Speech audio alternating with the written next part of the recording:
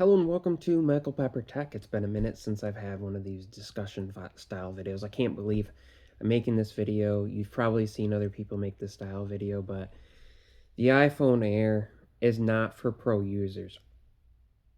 Or is it? So my touch on this is a little bit different. My take on this is a little bit different, I should say. I'm a pro user, but I also have two devices. I believe a lot of actual pro users will use a professional camera, or in this case, I'm using my phone. I'm moving, so my space is kind of messed up right now. My camera, everything's over at the new place. I'm in the process of moving over the next few weeks. This phone, super beautiful. Look at that blue. Super thin. Look at that. Look at that cutout that's USB 2 that doesn't do high speed. Look at that single lens camera that is apparently is crap. Look at the, you know, thinness of this that apparently makes battery life just awful. You know what? Slap a battery on the back of it. Most of us are around, oh, let's say, some sort of charging cable. Yes, this is a OnePlus charging cable, but most of us are around a charging cable during the day, whether it's at work or at home, or slap it on a charger in our car because we all know that CarPlay or Android Auto, if you're using a thin Android phone, eats through battery life. We know that if we're going out and about and we're going to be out for the night, we're not going to be near a charger. Charge it up before you go home. The fact that it has a thin battery means it's going to charge faster too. Oh, so what? It doesn't charge as fast as the other ones? Okay.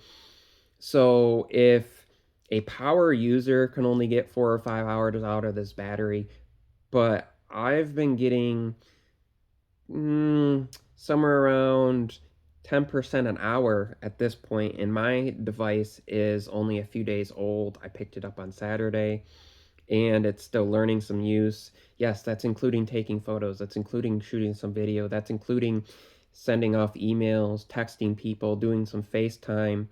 I'm getting decent battery life, but I'm around a charger. Okay? If you're not around a charger, you have battery packs. If you don't like having a battery pack on the back of it, guess what? Some of these have cables built in. I have this battery pack, yeah, it's thick and chunky, but it's got a short USB-C cable built in. It's got a USB-C port. We all have devices around us that we can use for the times that we need. Also, Apple makes one. Yeah, it adds to the weight to it. But choosing another phone just because you want better battery life sometimes, when then there's the sacrifice of the thickness of those devices. So people are willing to put up with things that are sacrifices on that end when the phone that maybe they really need, the phone that maybe they really want, is this style of device. Most people pick up their phone, they go into the camera like this. Video I was in, I'm now in photo. The new landscape mode, they pick up their phone, they snap the photo, they check it out, and they're good to go. People aren't changing settings, they're not moving over to other cameras unless they're that type of person. Even professional photographers a lot of times carry a prime lens or maybe a specific zoom lens, but you got to switch lenses, you got to switch cameras. Okay, so if you're that type of user, you're not somebody carrying this around. You're also not somebody who's carrying probably a slim point and shoot camera where the battery is not, going to be withstanding that.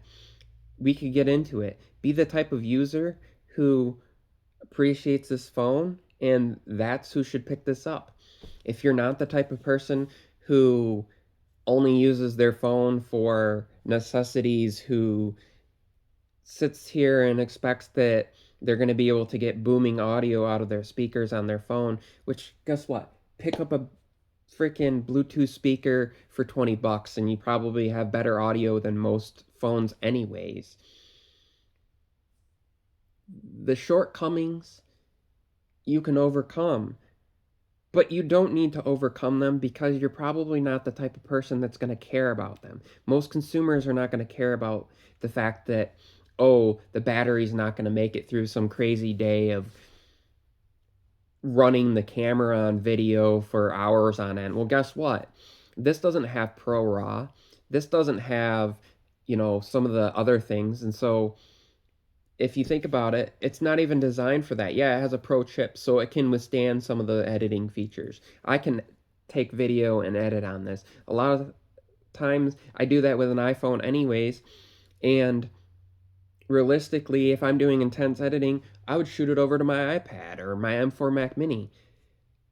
People aren't doing everything on their phone if they're really a pro user.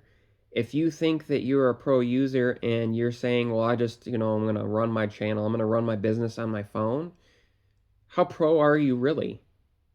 Why aren't we calling out people for the stupidity of their actions instead of looking at a phone that's marketed for a very specific use? Even the pro model iPhones are marketed for very specific use. Apple markets the MacBook Pros for professionals, for video editors, for music engineers, for whatever, for DJs, things like that. They market for very specific use. They've never said that every iPhone is for every user. No company does that. Not everybody wants an S Pen, so they're not buying an Ultra. Not everybody needs a telephoto, so they're not buying the Ultra. Not everybody is on their phone 24/7 trying to create content, so some of those people just want a Samsung Galaxy because that's what they're used to. They like the UI, they like the look, they like some of the ability to go in and use good lock. So maybe those people are picking up not even an S series phone, but an A series. As a matter of fact, we know a lot of people are. But why is it that everybody is acting like all the consumers are going to be picking up a Samsung Galaxy S series when in realization they're picking up a device that would have way more shortcomings than maybe this phone does? Same thing with the Google Pixel. A lot of people are probably going to pick up a 9A. Same thing with a Xiaomi. You're going to have people picking up a Poco F series, not the high-end Ultra. Most users are not picking up a $1,000 or $1,100 phone. They're picking up what they need. Yes, Apple's a little bit different because they don't really sell a cheaper phone in that perspective. Not until now, the 16E is more of a pro level phone than the SE ever was in that perspective of things. Usually it was a 2-3 year old chip and you had sacrifices and they weren't making a new phone every year. But that's for a specific user too. So this is more pro than any of those other devices, but people are saying it's not. People are saying, oh, everybody should bash this phone because you know what, it's not for those specific users. People, I'm talking about other content creators who knew the shortcomings, who knew that this phone didn't have what they needed. They bought a screwdriver expecting a hammer. They bought a nail file expecting to be able to clip their nails with it. They bought a hairbrush expecting a curling iron. They bought a product knowing that it's not the right tool for their use, the right tool for them. That's not on Apple.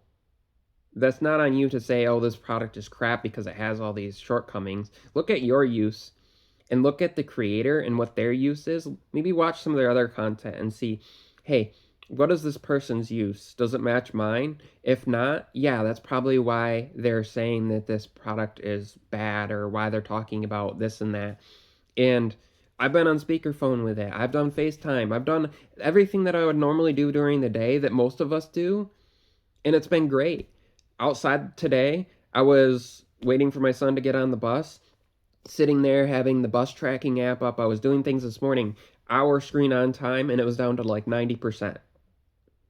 It's perfectly fine. It's more than adequate for me.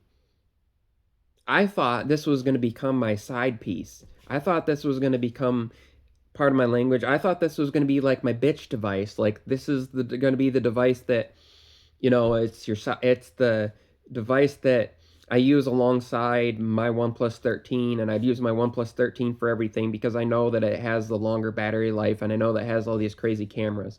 Stay tuned to the channel to see why the changed, why the cameras on this are perfectly fine, why I'm able to do 2x, 3x, 6x zoom and it looks just as good as when I did it with this phone. And the OnePlus 13 is no small feat. It doesn't have awful cameras. It has cameras that are on par and in a lot of ways beat out the S25 Ultra. Yes, I'm going off track. But guess what?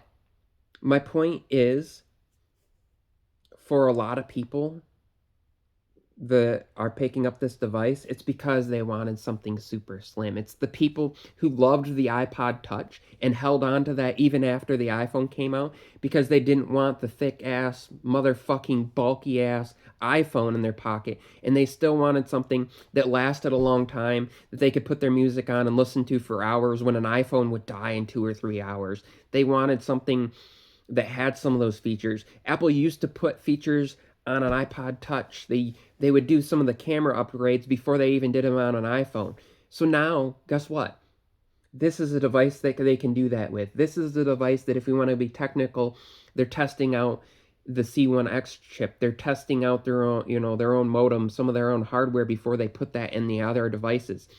They used to do the same thing with the iPad Air, where they would put certain features in the Air before they'd bring it to the Pro, and then eventually they kind of flip-flopped that. Apple always has a device where they're testing their new hardware that's not meant to be for all the pro users. It's not meant to be for that before they put it in a device where it's going to push that.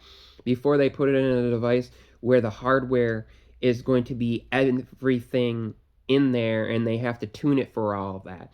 This device has been great so far. I haven't had it get hot. Yes, it's going to get warm. Guess what? That means it's dissipating heat. If you've touched the back of your phone and it's not getting warm, you should be more concerned that that internal energy is kept thermally encased inside a thin-ass envelope than released to the air.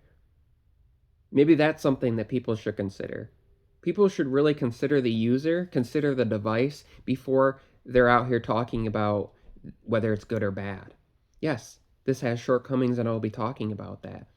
But it's shortcomings for a very specific user, and if you're that type of user, you want to stay tuned to this video. But if you're the type of user who everything that the Air has, and you pick this up and you see people on here and you're thinking, oh, maybe I should return it, or maybe I should swap it out to follow some sort of unwritten rule or some sort of stupidity, well, don't do that. In reality, don't even listen to what I'm saying,